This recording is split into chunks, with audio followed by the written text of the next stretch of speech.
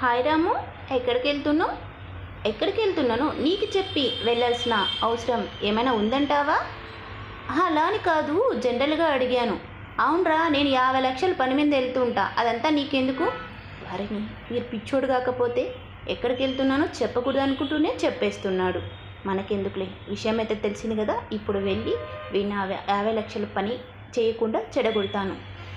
Hi friends, this is a fun conversation. ఎవరిని ఉద్దేశించి చేసింది కాదు. మనం లాజికల్గా ఎలా మాట్లాడాలి, ఒక విషయాన్ని చెప్పకూడదు అంటూనే చెప్పేస్తూ ఉంటాము. సో ఎలా చెప్తాము ఏంటని చెప్పి ఈ వీడియోలో నేను మీకు అప్డేట్ అనేది చేశాను. So conversations different types of ఉంటాయి. అందులో విషయాన్ని మనం చెప్పకూడదు అంటూనే విషయాన్ని చేరవేస్తాము.